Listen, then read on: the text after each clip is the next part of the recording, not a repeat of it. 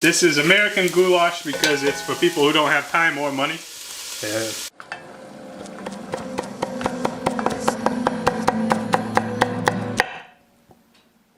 Hi, I'm Phil. Welcome to Pretty Good Cooking.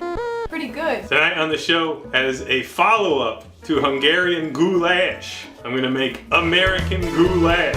It's not the same. It's not similar at all. I don't know how American goulash came to get its name, other than maybe someone was confused at some time. You can cue in a little of like a sitcom intro music starring Vinny as Vinny. First step tonight is gonna be to make a drink. We're gonna have a peeper from the Maine Beer Company. Cheers.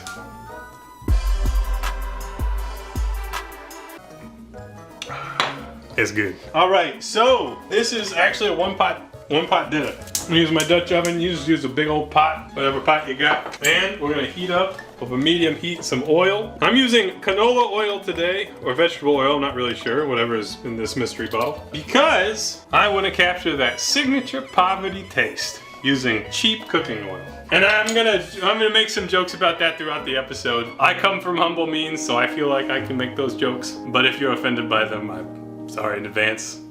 I would advise you, if you're offended by poverty jokes, that humor and YouTube videos are free, so you can afford them. Alright, so let's start with an onion.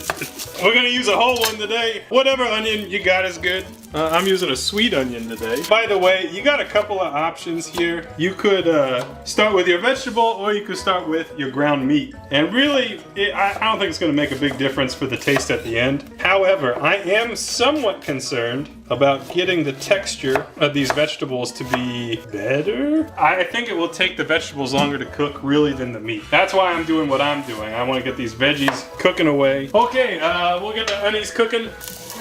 One of the things that is neat about this dish is that you can kind of put almost anything in it to stretch the meal, which is not really a term that you hear in modern cooking a whole lot. And in fact, it's interesting how dietary preferences have changed. So, you know, a lot of like low carb eating is very popular, but low carb eating is not cheap.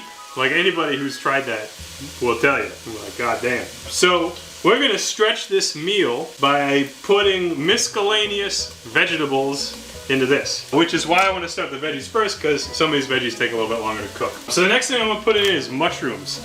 These are brown beach mushrooms. This would not be a traditional ingredient by any means. I mean, if you were gonna put mushrooms in it, or your grandma was, she'd probably use canned mushrooms. But if we chop these up and cook them down, we can pretend they're canned mushrooms. And hey, they probably can't taste any worse than canned mushrooms, which I hate.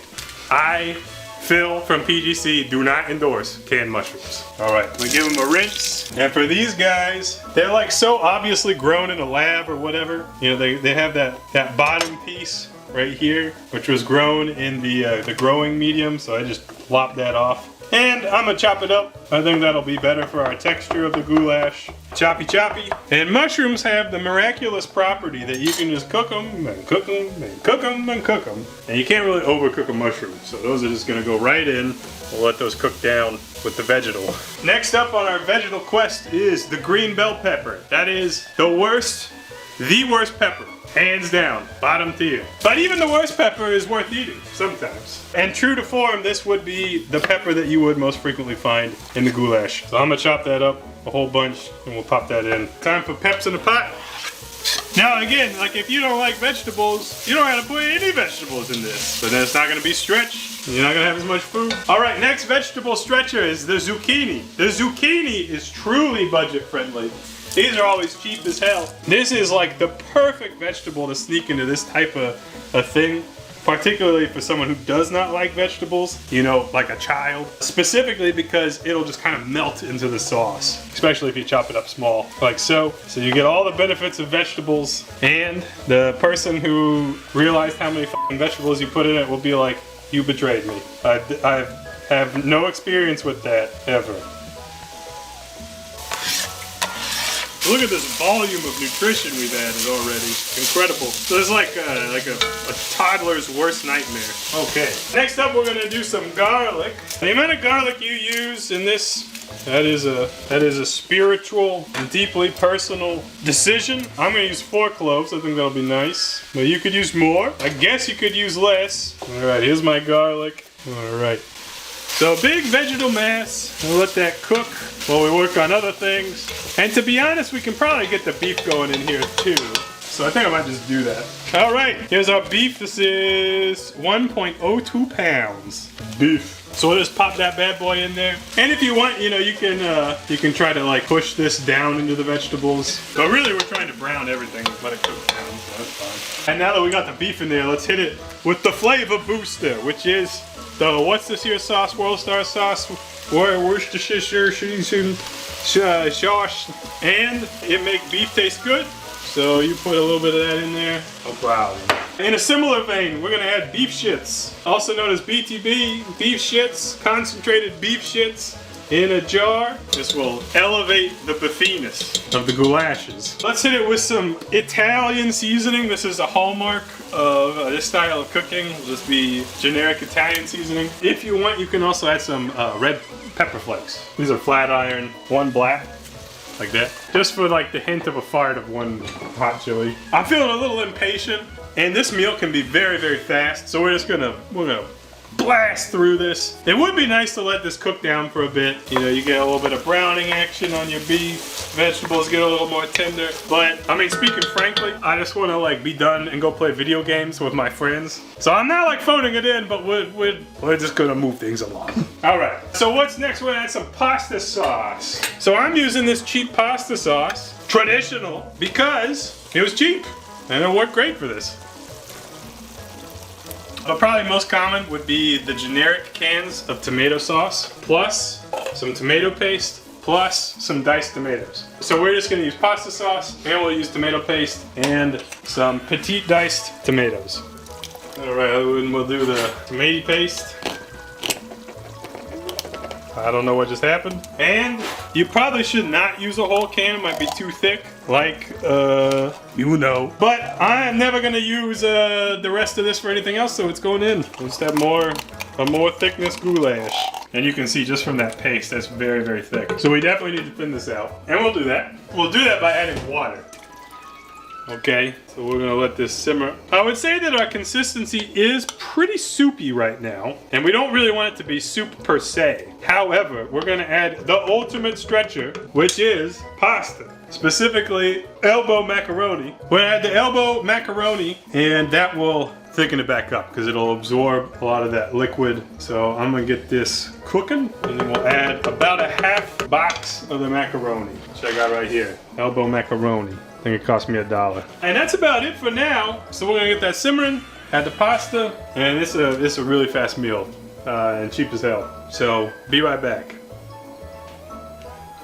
All right, so my goulashes are simmering and we're ready for the noodles. Now in an ideal world, I would make sure all those veggies were nice and cooked before I add the noodles.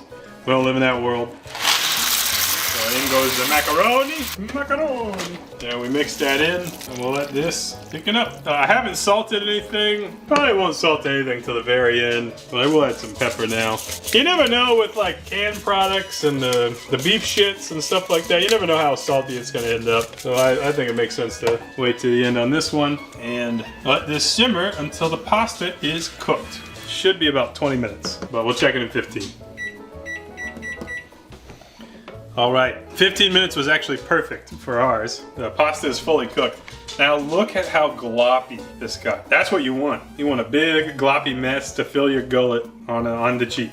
And I'll also point out that unless you have a very discerning eye, you almost can't tell how many vegetables I shoved into this pot oh shit, as it were. All right, let's finish this up. Big pile, it's nice. All right, now totally optional, some recipes will have you actually put cheese into the goulash, like a cup of cheese, and just melt it in so it's even stickier and gooier. I'm personally not a fan of the combination of like tomato beefy sauce with cheddar cheese. If I'm gonna do that, I'm gonna use mozzarella. And instead of actually doing that, I'm just gonna garnish it a little bit today. Now, just because you're eating on the cheap doesn't mean that you can't get fancy with it. So I recommend garnishing with some parsley. Dried parsley would be just fine. It actually looks great on the dish. All right, let's give it a taste test. Hey, by the way, I forgot to salt it, but I don't know if it needs that much salt.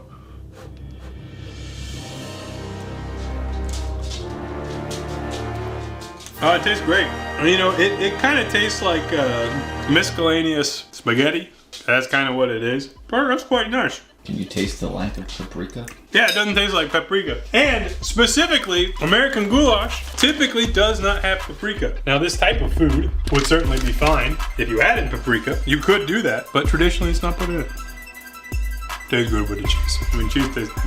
Cheese tastes good. Other hot takes. Okay, that's our show today. See you next time on PGC. That's how you do it. God bless you and your family. And Iggy.